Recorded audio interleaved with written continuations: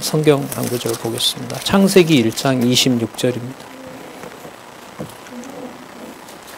창세기 1장 26절입니다. 제가 읽겠습니다. 하나님이 가라사대 우리의 형상을 따라 우리의 모양대로 우리가 사람을 만들고 그로 바다의 고기와 공중의 새와 육축과 온 땅과 땅에 기는 모든 것을 다스리게 하자 하시고 하나님이 자기 형상 곧 하나님의 형상대로 사람을 창조하시되 남자와 여자를 창조하시고 하나님이 그들에게 복을 주시며 그들에게 이르시되 생육하고 번성하여 땅에 충만하라 땅을 정복하라 바다의 고기와 공중의 새와 땅에 움직이는 모든 생물을 다스리라 하시니라. 예, 28절까지 읽었는데요. 26장에는 하나님이 하나님께 스스로 언약하신 내용이죠. 자신에게 맹세하신 내용이고, 그리고 27절, 28절은 그 하나님께서 의도하셨던 그 계획을 27장, 28장에서 이루신 겁니다. 그래서 26장, 27장은 구조가 26장 언약과 하나님의 언약과 27장, 28장 성취 이렇게 보셔도 됩니다. 자, 이걸 말씀드리는 이유는 여기서 이제 가장 많이 나오는 개념이 뭐냐면 하나님이죠. 여기 26장에 계속 하나님께서 가라사대 우리의 형상을 따라 하나님의 형상을 따라 우리의 모양대로 하나님의 모양대로 우리가 하나님이 사람을 만들고 다스리게 하자. 그리고 27절에 하나님이 자기 형상 곧 하나님의 형상대로 사람을 창조하시되 남자와 여자를 창조하시니라. 그러니까 하나님의 창조 이렇게 나와 있습니다. 오늘 우리 개혁파 신학의 다양한 죄론 연구 살펴볼 텐데요. 오늘 이 구절을 보면은 하나님께서 사람을 창조하신다는 내용이 있습니다. 그러니까 이 사람의 장차 오실 메시아에 대한 언약이라고 보면 메시아가 그리스도가 주체가 되는 것이 아니라 하나님이 주어가 된다. 이 말씀을 좀 염두에 두면서 제 책의 방향에 대해서 이제 세 번째 시간인데요.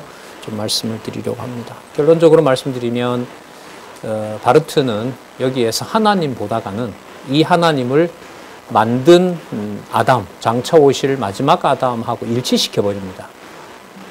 그러니까 저는 이제 성경신학을 옹호하고 또 주장하는 사람으로서는 여호와 하나님이라는 주어를 강조해야 되는데 바르트의 전권을 제가 다 읽지는 못했습니다만 결론에 해당하는 본인이 제목을 처음에는 언약론으로 붙였다가 그걸 이제 번역을 계약론이라고 하죠. 어쨌든 언약이 성취된 것으로 신학을 봐야 된다. 그 언약의 내용은 그리스도다. 그래서 기독론 중심이라고 얘기를 합니다. 그래서 바르트는 성경을 따르고자 하지만 조금 전에 읽었던 이 말씀에서 보면 하나님이 사람을 창조하셨다. 창조하신 그 내용에 제가 볼 땐 초점을 맞춥니다. 그래서 기독론이라는 틀에 이제 갇혀버립니다. 기독론은 우리가 봤을 때 신론에서 전통신학에서도 강조하지만은 신론을 떠나서는 안 되거든요. 이제 하나님 주어 없이 하나님 아버지 주어가 없이 아들만 강조할 수가 없다는 거죠. 조박하게 말하면 이제 그것이 아니라는 걸 바르트는 이제 애써 변명을 합니다. 그래서 제가 주로 봤던 말년의 책이었는데요. 4-1234라는 화해론이 있는데 권당 한 1200페이지씩 됩니다. 한 5000페이지, 4500페이지 되는 그 책에서 계속해서 이제 그리스도를 얘기하면서 동시에 또 하나님 얘기하는데 다시 또 예수님으로 돌아오는 그걸 이른바 기독론이라고 얘기합니다. 그런 구조는 신학적으로 없었고요. 그리고 철저하게 성경의 근거를 두려고 했고 오늘 살펴보겠습니다마는 제가 이 책 제목을 칼바르트, 그 다음에 존 칼빈, 박용기 이렇게 놨는데 세 명을 거론할 때는 처음에 나오는 사람은 일종의 문제 제기입니다. 그 사람을 대안이라고는 하지 않습니다. 최종 결론은 이제 존칭은 생략하고요. 박용기의 성경신학에 맞춰져 있는 겁니다. 중간에 칼빈을 넣은 이유는 지금 제 연구가 개혁파 전통에 있다는 거. 개혁파 전통은요, 크게 두 가지입니다. 전택설자와 후택설자입니다. 그 두 가지 다 뭐냐 하면 창세전 예정을 얘기를 합니다. 전택설자는 죄까지 하나님이 모든 걸 정해놨다고 주장을 하는 근거를 가지고 있고요. 후택설은 하나님이 아셨지만 죄는 인간이 짓는다. 인간의 책임을 넣고 있는 겁니다. 바르트는 전자라 그랬습니까? 후자라 그랬습니까? 전자라 그랬죠. 전택설에 해당합니다. 그걸 그리스도의 은혜를 강조하게 되고요. 하지만 그게 성경 전체를 기독론으로 구조화한 것에 이제 약점이 있는 거죠. 하지만 성경에 충실하고자 했고요. 그런 면에서 저는 이 칼바르트를 하고 싶었고요. 몇 년, 2000년도에 제가 학위를 2020년에 이제 받았지만은, 한 5년 전, 90년대니까 20년 전에서 벌써 이 칼바르트를 꼭 넘어서야 된다. 꼭 들여다봐야 된다. 이게 강한 문제의식이 있었죠. 그러기 위해서는 성경신학이 뭔지를 일단 파악을 해야 되는 거고요. 성경에 근거를 둬야 된다는 게 있었고, 지난번에 말씀드렸지만, 그래서 한 20여 년 동안 지켜봤을 때, 지방에서 제가 주로 있었는데, 장안중앙교회 이제 동료들과 또 후배들이 특히 이제 장신 쪽으로 간 사람들이, 또 총신도 마찬가지. 총신으로 간 사람들은요, 목회에 몰입을 해요. 신학적인 문제가 아니라. 장신으로 좀 영향을 받은 사람들은 칼바르트 얘기로 하고 그냥 이제 가버리는 경우가 있어서 예감은 좀 맞았어요. 이거 쉽게 극복이 안 된다. 정확하게 이 바르트의 말 한마디 한마디가 아니라 구조를 보지 않으면 이건 결국 구조 문제다라고 하니까 여러분 성경신학은 성경의 무슨 문제죠? 구조 문제인 거죠.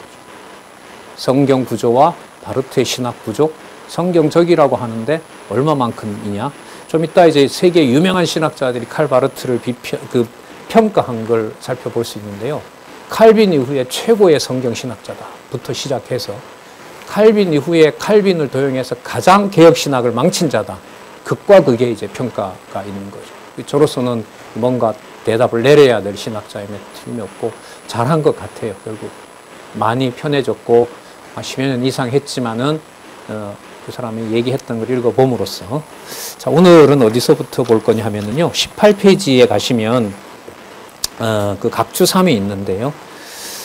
지난번에는 전반적으로 봤고, 오늘은 제가 오늘 첫 부분은 나중에 될지 모르겠는데, 오늘 여기 각주를 올려주셨어요. 각주도 본문에 나와 있는 만큼 바르트의 인용이나 유명한 신학자들이 인용이 많거든요. 이걸 본문에다 넣으면 진짜 너무 많아지기 때문에, 이제 각주에다가 넣어서 놔뒀다가 이제 나중에 또 연관시킬 그런 연구가 있어서 놔뒀는데, 일단 첫 문장을 읽어볼게요. 18페이지에.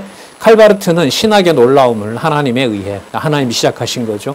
이미 말 건네심을 받았다는 사실에서 찾는다. 쉽게 말하면 여러분, 하나님이 계시했기 때문에 신학이 출발한다는 거죠. 그건 개혁신학의 관점인 거예요. 자, 그래서 여러분 어디로 가시냐면요. 이 지금 각주를 올려놨는데, 책 없는 분은 각주 보시면 되고, 자, 351페이지로 가겠습니다. 351페이지가 이제 각주가 시작하는 부분인데요. 각주 3번에 보시면, 이 부시라는 이 독일 신학자의 글을 우리말로 이제 번역한 사람이 있어서 이제 소개를 하려고 하는데, 이 칼바르트가 조직 신학 책 제목을 뭐로 잡았냐면요, 교회 교의학이라고 잡았어요. 교회 교의학. 교의학은 그야말로 이제 그 조직 신학인데, 교의학은 반드시 주 예수 그리스도의 몸된 교회에 유익을 줬을 때 바른 신학이라는 거예요. 그리고 책 제목을 여러 가지로 구상을 하다가 확정을 짓습니다. 교의학인데 앞에다가 뭘 붙여요? 교회. 그러니까 그리스도의 몸된 교회를 위한 신학일 때 바른 신학이다. 그래서 이제 교회 교의학이라고 이제 책의 제목을 붙이는데, 제 알기로 한 30년 넘게 여기서 조교 생활을 했어요. 지금 이제 대학 교수고 아마 은퇴도 했는데, 이 사람이 이제 가장 가까이 있었으니까 자서전도 써주고, 이렇게 자서전을 썼죠. 그 자서전이라기보다 전기, 바르트의 전기도 쓰고 했던, 뭐 실제로 보고 학문의 영향도 받고 한 이 사람의 글이 다행스럽게 제가 논문 쓸 때 번역이 됐어요. 그래서 이 사람 책에 보면 왜 교회 교의학으로 얘기를 하는지 여기 나와 있습니다. 자, 바르트를 소개하는 책입니다. 세 번째 줄에 보면 각주 3에 신학은 교회적 실천을 전제하고 그 실천과 비판적인 관계를 맺으면서 새로운 교회적 실천을 목표로 삼은 뒤 그 실천을 조직적으로 준비한다. 여기서 실천이란 핵심에서 무엇의 말씀을 선포한다? 하나님의 말씀을 선포한다. 그러니까 이게 개혁파 전통인 거예요. 그러니까 실천이 먼저 뭔가 행동을 하라는 게 아니라 핵심에서는 뭐가 바탕이 돼야 된다? 하나님의 말씀이 바탕이 돼야 된다. 그러니까 실천을 얘기를 하는데 뭘 얘기를 해요? 하나님의 말씀을 연관을 시켜 놓습니다. 그래서 말씀에 의해서 하나님의 교회가 개혁되고 또 개혁되어야 된다. 개혁교회는 항상 개혁되어야 된다. 이 유명한 표어거든요. 근데 뭘 기준으로 하느냐가 문제인 거죠. 이게 우린 교회 개혁론이 나왔잖아요. 교회 개혁론 같은 책은 칼 바르트의 이런 교회론하고 무관하지 않은 거죠. 그래서 제가 재작년에 교회론 그 조직신학에서 발표했고, 지난 연말에 그 교회론의 대안을 박용기 목사의 성경신학의 신학적 교회론으로 이제 제시를 하니까 이제 인터넷상에 떠도는 어떤 그런 얘기를 가지고 이단성이 있는 사람이 이렇게 나오느냐라고 해서 학회에서 좀 문제가 있었고, 또 그걸 꼼꼼히 읽어본 이제 제 지도했던 교수님들이나 교수들은 이제 전택설의 입장인데 이게 이단일 수는 없다. 이단 시비는 아니다. 이렇게 해서 이제 지난번에 보인 대로 학회지에 이렇게 나오기도 했습니다. 자, 그 밑에서 네 번째 줄을 보면은요. 하나, 둘, 셋, 넷, 다섯 번째 줄에 하나님이 주관하는 학문활동이라는 뜻에서 신학이다. 인간이 인식 주체로서 수행하는 신에 관한 학문이 아니라, 여러분 이게 전통적인 신학자들의 규정이거든요. 박영용 박사도 신에 관한 학문 이렇게 얘기를 합니다. 근데 그게 아니라는 거죠. 신에 관한 학문이 아니라 하나님이 자신을 계시하시는 신이 하게 하는 학문이 신학이라는 겁니다. 제 해석이지만 이 근거가 그 다음에 나오는데, 이런 뜻에서 바르트는 교회 교의학의 대전제를, 그러니까 신학의 대전제를 데우스 딕스트, 이거 유명한 명제거든요. 하나님이 뭐 했다? 말씀하셨다. 그러니까 하나님이 말씀하셨기 때문에 신학이 가능한 것이다. 그래서 지난 시간에 하나님이 말씀하셔서 신학이 되기 때문에 인간이 주도적으로 해가려고 하는 신학에는 항상 죄가 관여한다. 그래서 항상 뭐로 돌아간다? 무로 돌아간다. 그러니까 하나님의 은혜를 전부 무화시켜버린다. 무력화시켜버린다. 이게 지난 시간에 얘기했던 겁니다. 자, 한 페이지 넘겨보시면 352페이지에 이건 이제 바르트 얘기인데요. 바르트 얘기인데 바르트 자신이 자서전에서 얘기를 한 거예요. 그러니까 그 바르트 전기를 쓴 사람이 이제 아까 부시라 그랬죠. 그 사람이 이제 바르트가 직접 했던 얘기를 합니다. 세 번째 줄에 보면 교회 교의학의 방향이 어떠한지 이렇게 밝힙니다. 바르트 얘기예요. 나는 형체와 실체가 있는 교회학. 그럼 도대체 그 형체와 실체가 뭐냐 하면 성서적 계시 증언의 핵심 메시지를 지향하는 교회학. 이런 명제는 뭐 이건 전통 신학인 거예요. 개혁파 신학의 전통을 따르는 겁니다. 이거는. 그래서 나중에 제가 몇 번 소개했는데요. 바르트의 이 저서전에 보면 말년에 가서는 자신이 전개했던 교회 신학도 떨쳐버려야 될 날이 온다. 저기 자주 인용을 하거든요. 되게 불편해들 하지만 학자들은 그 조직 신학이 없어져야 되고 자기가 했던 것도 이게 언젠간 없어진다는 거죠. 그래서 저는 그걸 박용기의 성경신학이라고 얘기를 하니까 놀라야 되는데 놀라지 않고 약간 비웃더라고요. 저는 뭐 제 소신은 현재로서는 변함이 없거든요. 네. 바르트의 문제 제기와 바르트를 어떻게 보면 완전히 옹호하는 입장이 돼버렸고요. 그리고 그 옹호하는 입장에 칼빈보다가 나은 점도 있지만 나중에 비판합니다만 칼빈이 말했던 하나님의 주권, 하나님 중심의 신론 중심의 신학은 바르트가 오히려 왜곡시켰다. 이게 이제 비판입니다. 그러면 바르트가 말했던 성서를 지향하는 그런 신학과 그리고 바르트의 단점인 하나님 중심이 아닌 것에 대한 그것도 이제 극복을 해야 되는 거죠.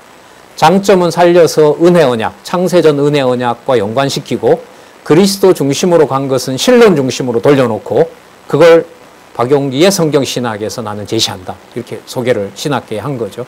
이제 거기에 지금 지켜보고 있습니다. 어제도 학회에 잠시 어제는 편안하게 들으면 되고 해서 이제 공부 좀 하러 갔는데 신약 분야가 워낙 다양해서 혼자 도저히 공부 못합니다. 이제는. 그 방법 중에 가장 좋은 게 뭐냐 하면 학회 참석이에요. 5월 달 되면 한 10명의 신학자들이 바로 또 뭐 미국이나 독일에서 공부한 학자들이 오는데 뭐 아무리 뭐 번역 기술이 뛰어나더라도 분야가 워낙 다양하기 때문에 또 과거의 라틴어라든지 이런 것들이 계속 번역이 돼요. 그러다 보니 정보면에서는 학회 참석하는 게 제일 빠르죠. 거기서 이제 근데 학회는 또 영상을 찍어서 올리진 않아요. 다들 좀 부담스러워하는지 어쨌는지 작년에 우리 방송선교에서 시도를 했거든요. 찍어 와서 올리겠다고 조직신학회 얘기했더니까 그런 전례가 없어서 올리지 않겠다고, 올리지 말라고 그렇게 얘기를 하더라고요. 어쨌든 바르트에 대한 생각들은 계속해서 전통신학적으로 넘어오는 분위기입니다. 처음에는 이 책이 번역이 안 되다 보니까 왜곡된 평가서들이 그냥 돌아다니다 보니까 초기에 이 바르트가 제가 이제 그걸 겪지 않았습니까? 듣는 보수 신학자들의 어떤 목사들이나 그 당시에 한 20년 전의 신학자들은 바르트를 완전 매도하는데 실제로 제가 사서 읽어본 바르트 책은 아닌 거예요.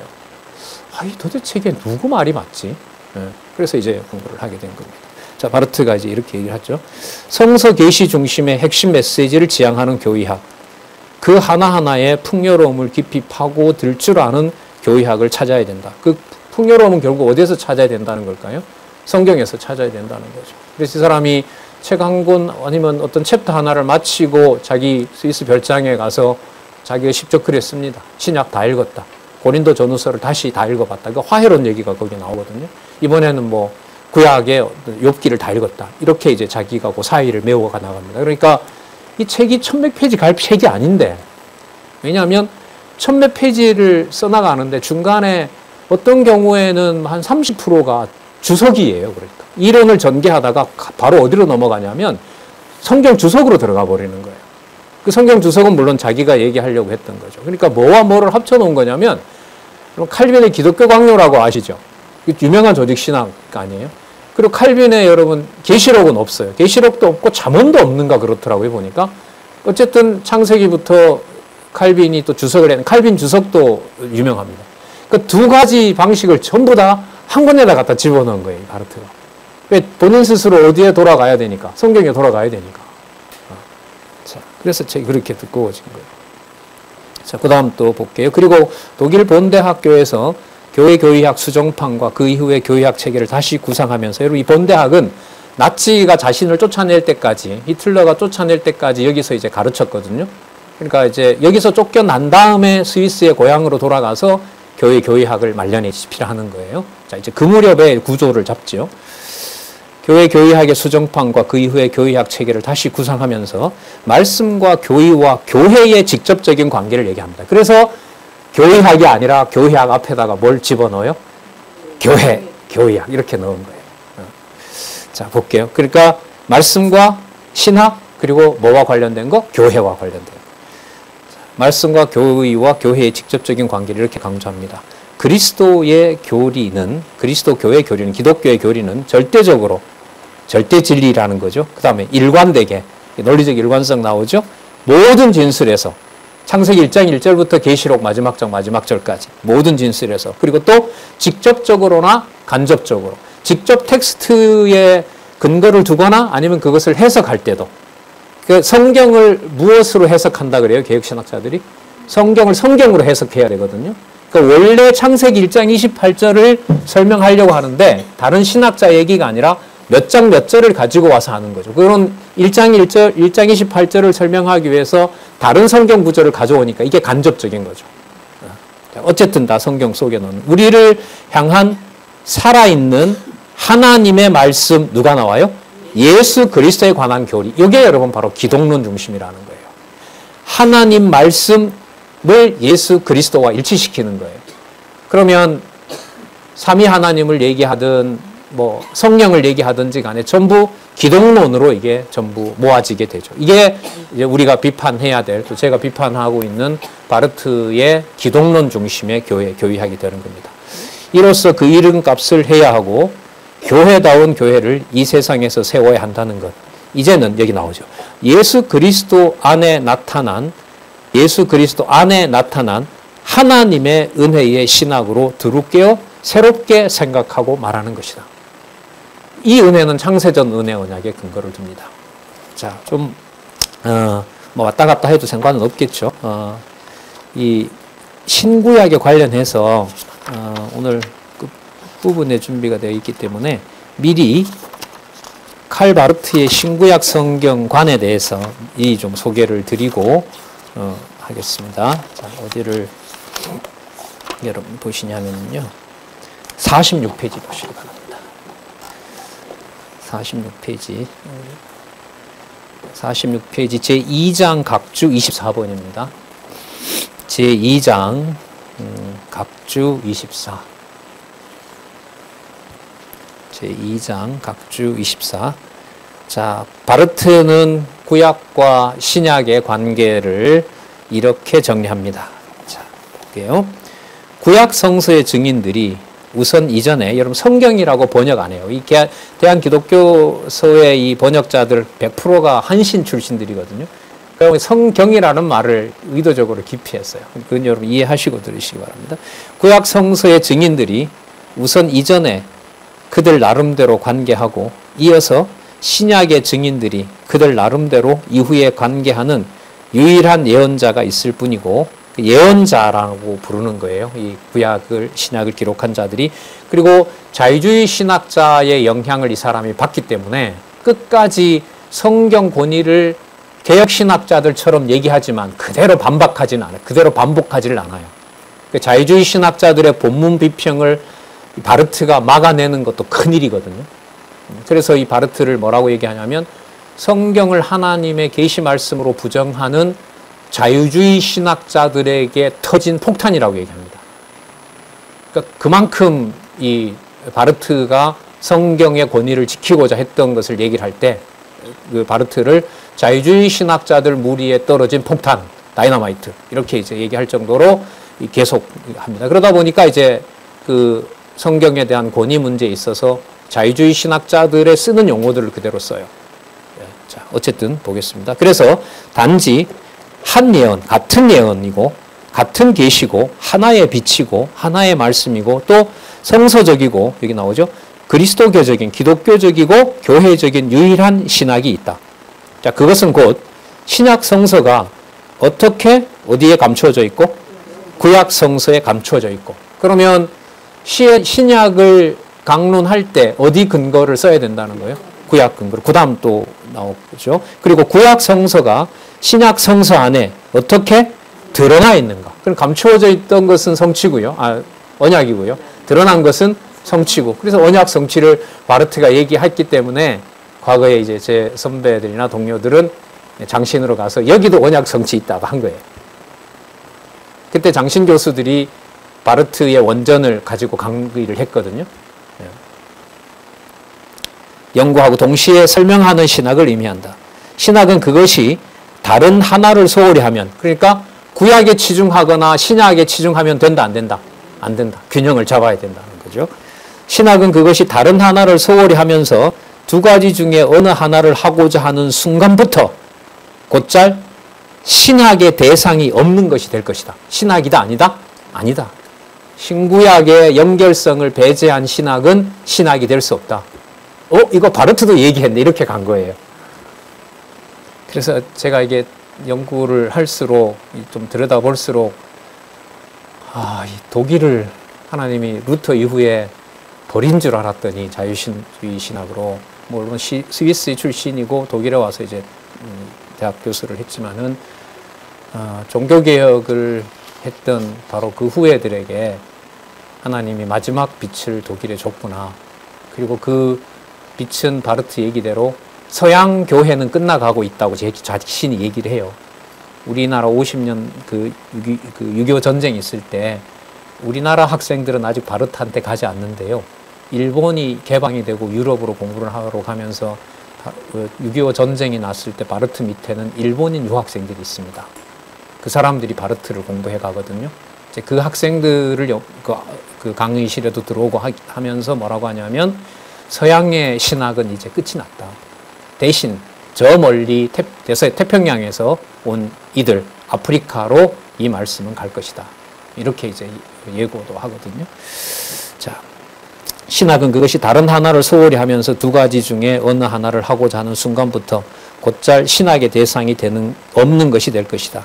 그때 그것은 두 가지 것들 가운데 어느 한쪽도 취하지 못할 것이며 그 자체를 무화시킨다? 와해시킨다. 성경적이죠. 그러니까 구약을 가지고 얘기를 하면서 신약을 연관시키지 못하면 구약도 속된 말로 말아먹는다 이거죠. 신약을 얘기를 하면서도 구약이 안 들어오게 되면 말아먹고, 그렇게 하다 보면 신학 자체가 와해된다. 이게 이제 후기 사상이에요.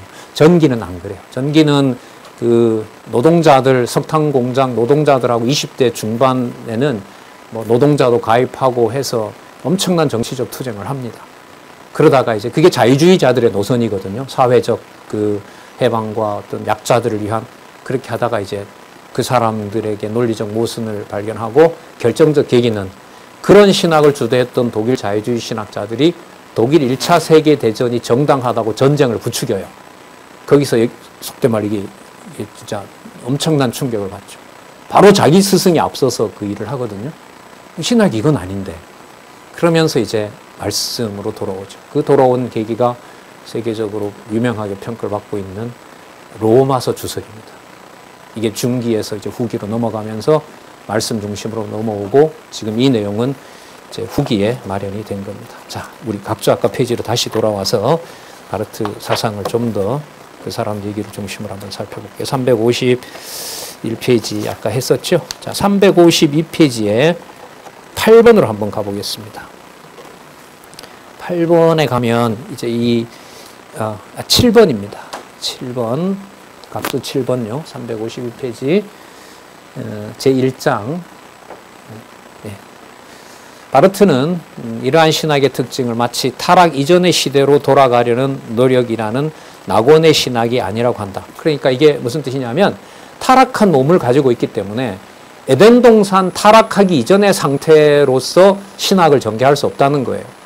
우리의 현재 상황은 사단이 개입하고 있고 죄의 종로로 타는 몸인데 어떻게 신학하는 사람들이 자기들은 세속에서 벗어나서 에덴 동산과 같은 상황 속에 있는 것처럼 신학을, 태도가 그러니까.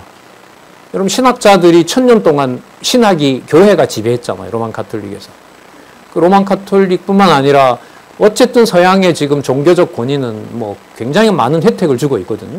국가에서부터 시작해서 많이 없어졌다고 하지만, 근데 그런 특권을 가지고 신학을 전개하려고 하는 것을 비판적으로 뭐라고 하냐면 낙원의 신학이라고 그럽니다.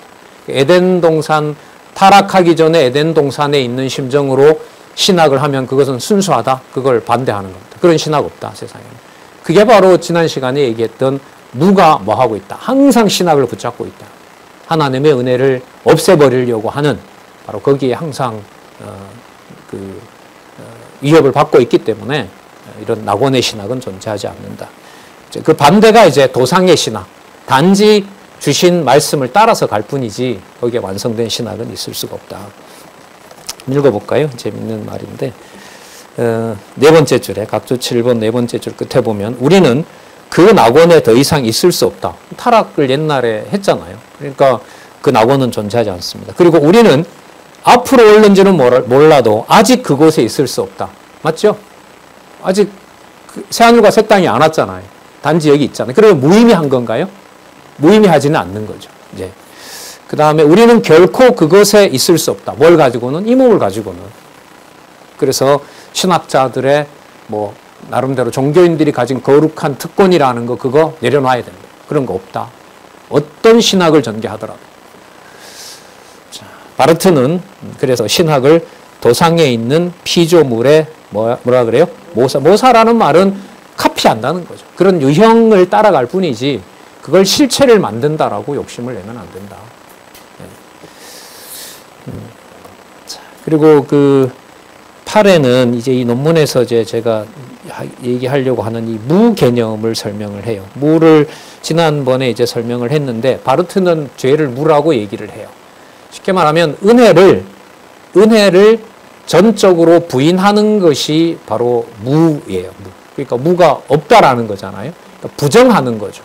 그리고 무가 활동을 말합니다. 그러니까 성경이 하나님의 말씀이다라고 하면 반드시 인간의 본성은 성경은 하나님의 말씀이 아니다라는 게 반드시 등장하는데 그 명제가 오히려 현실에서는 압도적이다라는 거예요. 여러분, 성경 신학 하시는 여러분들은 성경 개론에 보면 4페이지에 무슨 눈으로만 성경이 보인다 그러죠? 죄인의 눈이라는 거죠. 그러면 이 죄인의 눈이라는 말은 이해를 돕기 위해서요. 어느 순간에는 마음만 먹으면 성경이 진짜 하나님 말씀으로 들어오고 어떨 때는 안 들어옵니까? 전적으로 성령께서 이끌어 주셔야 하나님의 말씀이 되는 겁니까? 후자가 되는 거잖아요. 바르트가 그걸 무개념 속에다 넣습니다. 그래서 이 무를 칼빈이나 다른 전통 신학자들과는 달리 여기 보면 나오는데 밑에서 세 번째 줄에 보면 오만, 교만, 기만 이렇게 나오죠. 바르트가 무를 단계적으로 설명을 해갑니다. 단계적으로 설명해가는 것은 뭘 하기 위한 거냐면 무를 단계적으로 비판하기 위해서 그렇게 합니다. 그러니까 죄의 체계를 수립한 최초의 사람이고 제가 봤을 땐 마지막 사람이 바르트일 것 같아요. 그리고 죄를 죄 문제로 부각을 시켜야 누구의 은혜가 커지죠? 그리스도의 은혜가 커지죠? 네, 그리스도의 은혜가 커집니다. 여기까지는 모든 바르트를 전공하는 사람들이 은혜 언약을 역점에 두는 사람들이 전부 다 동의를 해요. 그 다음에 기독론으로 돌아가는 데 대해서는 대안이 없는 거예요. 제가 봤을 때는 그 기독론을 넘어서서 마태, 마가, 누가, 요한을 그 자체의 직임, 신분, 사역, 본성이라는 구체적인 주제로 제시한 것은 박용기 목사님의 성경신학이 최초예요. 나오면은 그것 이상으로 나올 수가 없는 거예요. 그래서 제가 바르트를 옹호하는 사람들의 모임에 가서 제가 바르트를 소개할 때는 성경 계시, 오직 성경이라고 얘기했던 개혁파 신학자들의 주장이 난 한국에서 대안이 나왔다고 생각한다. 그랬더니 이제 그렇게 하지 말라고는 안 하고 우리 은사님 한 부분은 시기상조니까 조금 더 있고 당신의 신학적 주장이 좀 더 사람들에게 공신력을 가질 때 얘기를 해라. 그래서 조금은 좀 이렇게 돌아가려고요. 제가 니체 전공을 했잖아요. 그리고 조직신학, 논리학 이런 걸 전공해서 올해부터 한 몇 년은 좀 이렇게 저 사람 얘기가 허황된 얘기가 아닌 거구나. 그럴 때 이제 일단 알리는 게 목적이니까요. 받아들이고 안 받아들이고는 진짜 하나님 하시는 일이고. 자, 그래서 일단은 결론을 제시를 저로서는 한 겁니다. 그래서 거기 보시면 밑에 두 번째 줄, 무의 적대적 세력의 활동으로 설명하되 단계적으로 규정한다는 것은 죄의 실존적 가능성이 아니라 죄에 대한 삼중적 심판과 저주의 과정이라고 합니다. 그러니까 참 재밌는데요. 바르트만큼 죄를 단계적으로 설명하는 사람도 없는데 단계적으로 설명을 하면 그 죄가 얼마나 중요한지만 부각시키는데 바르트는 그 과정 자체가 죄를 해체해가는 과정이라는 거예요. 이게 학자들의 어떻게 운명이기도 해요. 어떤 설명을 치밀하게 하면 사람들은 보통 볼 때 그 사람이 거기에 빨려 들어간다고 그러거든요. 거기에 빠져 있다고 얘기를 해요. 그럴 확률이 또 많아요. 제가 성경신학 아니었으면 바르트 제자가 되죠. 성향상도 맞고, 그리고 논리적이고, 그리고 화려하고 문장 자체가. 이게 빠질 확률이 많은 거죠. 그래서 이걸 쓰면서 그때 간 사람들 성경 개론에 투철하지 않았으면 못 들어오는 게 맞다. 그 결론도 내린 거예요. 그래서 다시 뭐 하는 계기가 됐을까요? 1.1획도 성경 본문에 돌아오는 거. 근데 보니까 이 바르트도 그런 얘기 지난번에 했죠? 그 아까 본 대학에서 쫓겨나면서 한마디만 하고 떠납시다. 주석을 하세요. 뭐 하라고요? 성경 보고 성경 해석하라는 거죠. 신학이 본질이 아닙니다.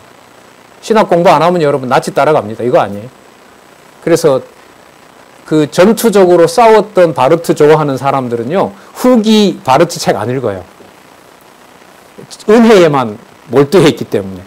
전기에 공산당에 가입하고 노동자 위해서 그 기관하고 정부기관하고 싸우고 그런 바르트만 좋아합니다. 특히 한신에 있는 교수들이 많이 그러죠. 근데 요즘은 또 그렇진 않아요.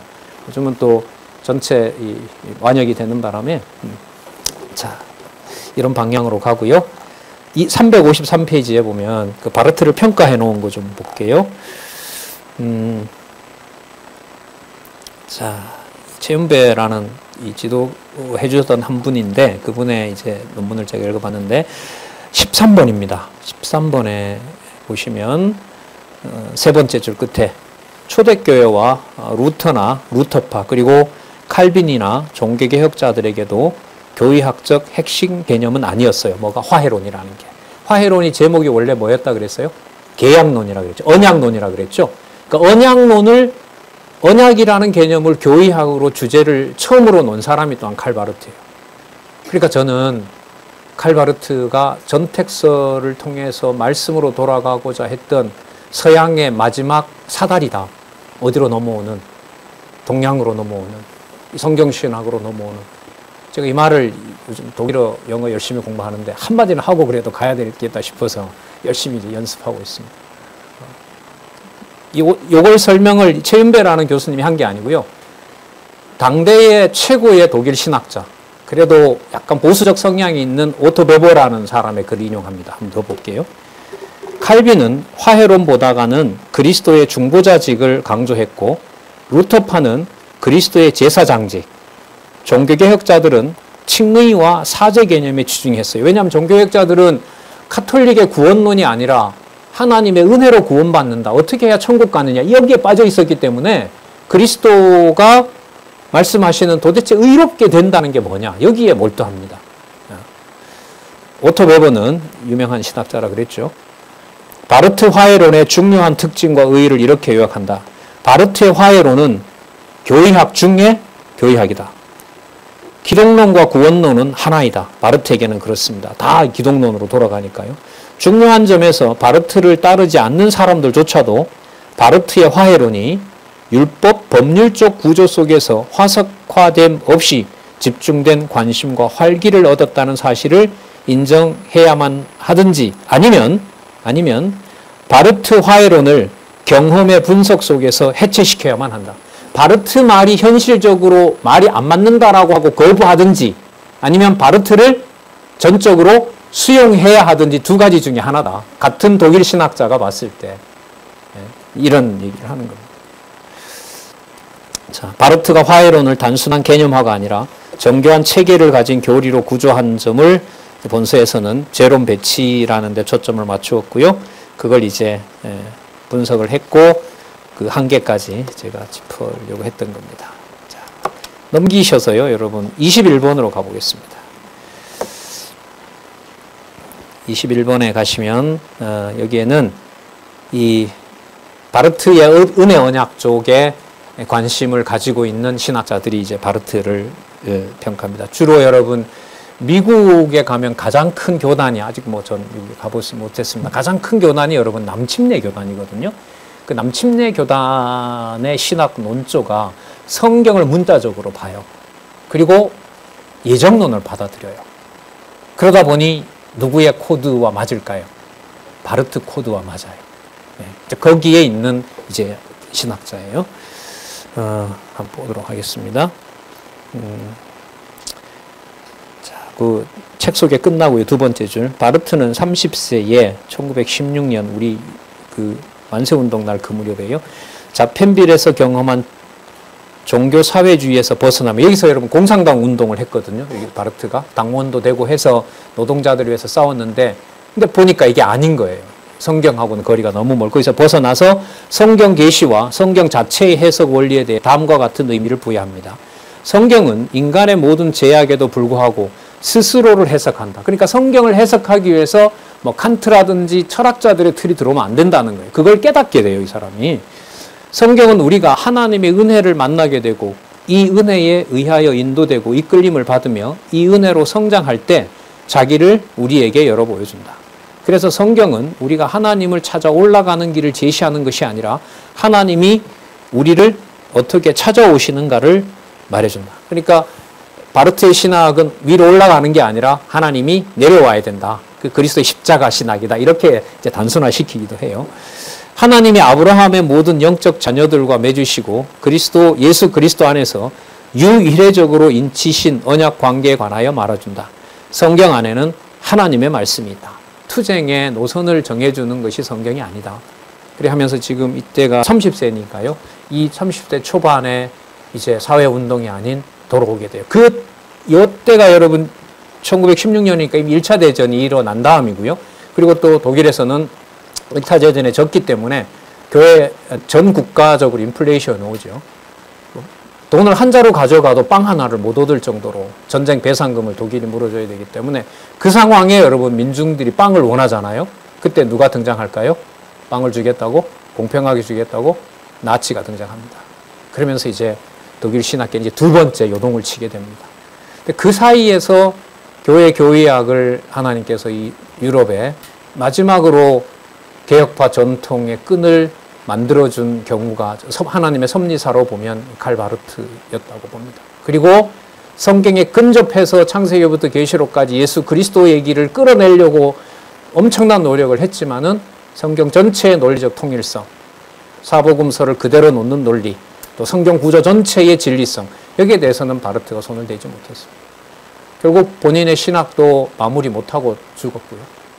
문장 마침표도 찍지 못하고 쓰다가 잠들었고 영영 잠들어버리는 그런 일이 이 사람에게 일어났습니다. 자, 볼게요. 355페이지 가시면 25번 보겠습니다.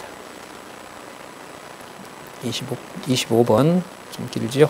이것도 이제 바르트를 좀 추종하는 바로 이 신학자의 얘기입니다. 여기는 여러분 성부, 성자, 성령 삼위일체에 대한 얘기가 나오는데 바르트를 보통 그 양태론 그 삼위일체론자라 그래요. 이게 뭐냐면 양태론에서는 하나님이 주도해요. 성자와 성령의 역할이 종속됩니다. 그러면 여러분 균형이 맞아요? 안 맞아요? 안 맞죠. 안 맞아요. 그래서 바르트를 처음에 몰아갈 때 이렇게 몰아갔어요. 저도 그렇게 배웠어요. 과거에 책을 읽으면서. 그래서 바르트를 접근하면은 이 양태론자가 되기 때문에 양태론은 쉽게 말하면 이런 거거든요. 아버지 역할하고 선생님 역할하고 뭐 다른 역할 하는데 그래서 아버지가 죽어버리면 나머지가 뭐 다 끝나버리는 거예요. 그러니까 이게 논리적으로 잘 안 맞아요. 더 큰 문제는 성자가 성부에게 종속이 돼요. 그러려면 성자의 신성이라는 게 유지가 될 거예요? 안 될까요? 안 되는 거죠. 그럼 성령은 아버지와 아들로부터 아들이 아버지로부터 보낸 분이 성령이기 때문에 이것도 종속이 돼버리면 성경 계시 기록의 완성은 뭐예요? 하나님을 다 알 수 없어요. 성령이 종속되기 때문에. 이런 문제가 있거든요. 이 문제는 지난번에 말씀드렸죠. 이거는 논리적인 설명으로 해석이 안 돼요. 창세기부터 계시록까지 정황무한 하나님의 말씀으로 따라가야만 이게 이해가 되는 거지. 그 자체가 하나님 은혜로 되는 건데 논리적으로 되진 않아요. 그런데 이번에 보니까 바르트가 말하는 양태는 이게 아니에요. 성부, 성자, 성령을 나누질 않아요. 그러니까 계급을 안 뒀더라고요. 이게 잘못 전달된 거죠. 그러니까. 자, 그래서 여러분 중간쯤에 보면 355페이지 하지만 나오는 부분 있죠. 하지만 밑에서부터 25번에 7번째 줄. 하지만 바르트의 양태로는 하나님의 존재가 역사 속에서 새 양태로 나타나지만 우리를 만나시는 하나님은 바로 하나님 자신이라는 거다. 그럼 이럴 때 하나님 자신이라는 게 지금 예수님 보여요? 안 보여요? 안 보이죠. 우리 속에서 성령이 내주하시죠. 내주하신 성령이 자기 마음대로 얘기해요. 그리스도가 전한 말씀을 대언하세요. 대언하시죠. 그럼 그리스도는 아버지 우편에서 본인 마음대로 하세요? 아버지 정한 뜻대로 얘기하세요? 그러면 하나님이 우리 자신에게 말씀한다고 했을 때는 성부와 성자와 성령을 따로 뗄 수가 있어요? 없어요? 없죠. 이제 그걸 바르트가 이제 유지하려고 하는 거죠. 자, 그래서 이 양태론에 대한 오해도 제가 다시 한번 확인했고요. 자, 357페이지 14번에 가보도록 하겠습니다. 354페이지 14번에는 이 멀러라는 34번에 나온 리차드 멀러라는 사람인데요. 이거는 우리 옛날 연구원으로 있을 때 2015년인가 김기웅 목사님도 가서 이 사람 만나서 성경신학 소개한 적도 있는 사람인데 지금 살고 있고 그 종교개혁자 연구 가운데 세계적인 권위자입니다. 이 사람이 바르트 연구가는 아닌데 바르트 신학의 핵심이 무엇인지를 여기서 이제 얘기하고 있기 때문에 그걸 좀 소개를 한번 해보면 자 141페이지 멀러는 칼바르트 서거 100주년인 1986년에 출간된 칼바르트 저서에 대한 서평 4권을 중심으로 당대 바르트 신학을 놓고 벌어지는 극단적인 주장들을 평가하고 정리를 합니다. 그래서 바르트 신학의 핵심을 다음 4가지로 얘기합니다. 바르트를 첫 번째 주목해야 되는 거, 바르트의 성경관이라는 거죠. 그러면 이 사람 말로 보면 바르트의 교회 교의학의 근거는 어디에 있다? 바르트의 성경관에 있다. 그 성경관은 기독론 중심인 거죠. 제가 봤을 때는 뭐 여러 차례 말씀드렸지만 공관복음, 칼빈도 그랬거든요. 마테마가 누가 섞은 거. 그게 여러분 성경신학에서 제자리로 돌아왔다는 게 이게 엄청나게 큰 사건입니다. 그건 진짜 세계 만방에 어디에 가서라도 그리스도에 대한 이 계시를 그렇게 설명을 해버리면 이건 진짜 놀라운 얘기가 됩니다. 문제는 이제 교회의 관심이 그런 데 있지 않고 뭐 일반적인 그런 종교적 관심에 있다 보니까 하는 거지. 신학적으로는 이 기독론이라는 게 아직도 지금 논쟁이 되고 있잖아요. 자, 바르트의 성경관이고요. 그럼 두 번째, 자연신학과 철학 그리고 종교의 문제다. 자연신학과 철학에 대해서 바르트는 선을 긋죠. 처음에는 아니지만 나중에 가면 아까 자연신학이 바로 자유주의 신학자들하고 관계가 되고요. 그들에게 폭탄을 던진 자다, 바르트를. 그렇게 얘기를 하고 있기 때문에 연결이 되죠. 성경관이 만약에 바르다면은 무엇을 넘어선다? 자연철학이라든지 신학과 자연신학이라든지 철학이라든지 여타의 종교 문제를 넘어서고 또 하나 다른 종교에도 바른 신앙을 전할 수 있는 계기가 열린다. 그래서 바르트가 말년에는요 로마 교황청의 초청을 받아갑니다. 제가 우리 언론으로 우리 목사님한테 한국 카톨릭 정의구현 사제단이나 교황청에서 성경신학이 뭔지 알려달라고 하면 가야 될 거예요. 가야지. 여러분들 안 가시겠어요? 카톨릭 여러분들 뭐 친척 중에 신부면 전하시잖아요. 그럼 당연히 가야죠. 여러분 카톨릭 그런데 하나는 있어요. 카톨릭이 성경 권위를 건드는 건 역사적으로 보면 가만두질 않습니다.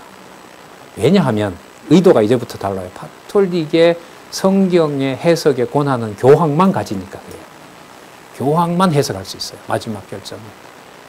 근데 이게 말로 되는 게 아니죠. 무너졌죠.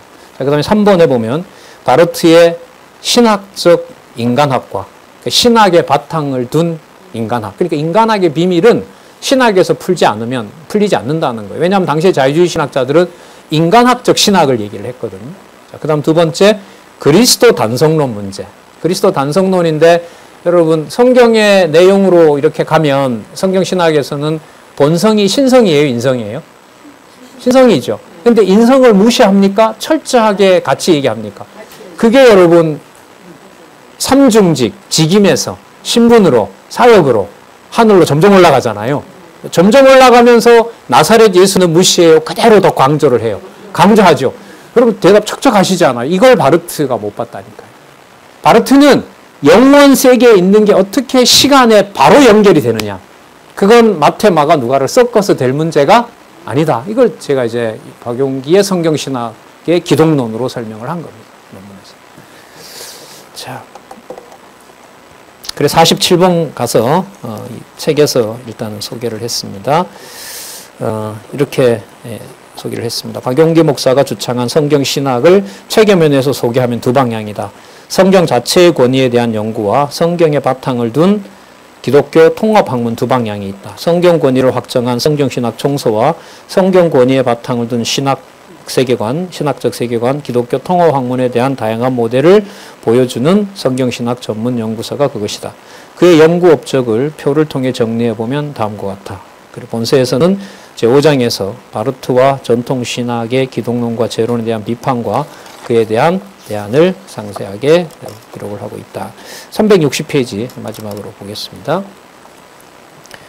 자, 이 50번에 보시면요. 50번에 보시면 칼바르트 신학 방법론을 얘기를 하는데 이 포드라는 신학자가 이렇게 얘기를 합니다. 포드는 죄론을 포함하는 교회교의학 4 전체에 대해 이렇게 평가한다. 교회교의학 4, 1, 2, 3, 4를 제가 주저로 이렇게 살펴봤거든요. 의심할 여지 없이 무슨 뜻이냐면 기독론 안에다가 죄를 넣는 거예요. 죄론을. 요 구조를 말하는 거예요. 그러면 은혜가 은혜되기 위해서 뭐가 있어야 된다는 논리죠? 죄가 있다는 거죠. 자, 그 구조를 얘기를 하는 거예요. 의심할 여지 없이 최선, 최고의 작품이며 기독론으로 인도하는 세 가지 보편적인 길을 제시하고 있으며 죄론을 가장 적절하게 다루고 크리스천 공동체 삶과 개인적의 삶을 상승적으로 다루고 있다. 특히 4-3에서 교의학의 나머지 부분들에 대한 비판들에 답하고 있다. 그러니까 기독론 안에 죄론을 넣은 것이 전통신학자들이 남침례도 계단 사람들이거든요. 예정론을 그리스도 중심으로 설명하는데 가장 탁월한 것을 바르트가 했다. 이렇게 평가하는 거예요. 자, 52번. 바르트의 화해론 구조를 보면 하나님의 창세전 은혜 계약은 죄 문제를 지배하고 있는 면이 있다. 즉, 죄 문제는 은혜와 연관된다는 점이다. 하지만 바르트는 은혜 계약을 기독론으로 환원하는 데서 문제를 야기하며 또한 구약의 율법에서 복음을 주장하기도 하지만 율법과 죄 문제의 직접적 상관관계에 대해서 화해론에서는 강구합니다. 그러나 율법과 죄 그리고 은혜라는 그 박용기 목사님 저서에서는 그 상관관계를 밝히고 있고 저도 그걸 이 책 마지막에 소개를 하고 있습니다. 예, 시간이 다 됐는데요. 다음 시간에는 그 제2장 37페이지 죄론과 화해론의 구조에 대해서 좀 살펴보도록 하겠습니다. 그런 일이 있을지 모르겠는데 읽으시다가 궁금한 거나 모르는 부분이 있으면은 항상 언제라도 왜 웃으시는지 모르겠는데요. 하여튼 최대한 의미 있게 설명은 하도록 하겠습니다. 수고들 하셨습니다. 기도하겠습니다. 하나님 감사합니다. 신학적으로 성경을 하나님의 말씀으로 확증하지 못해 고민하고 때로는 반짝반짝거리는 깨달음의 말씀으로 그래도 서구의 여러 신학자들을 통해서 이 땅에 복음이 전해지게 해주시고 이 시대에 이 짧은 기간 동안 하나님 말씀 더욱 사모할 수 있는 너무나 귀한 은총 베풀어 주셔서 감사합니다. 더욱 성경에 매진하고 살아계신 하나님 증거에 모든 것을 우리의 생각을 집중할 수 있도록 하나님께서 인도하여 주시옵소서. 예수님의 이름으로 기도해 줬습니다. 아멘.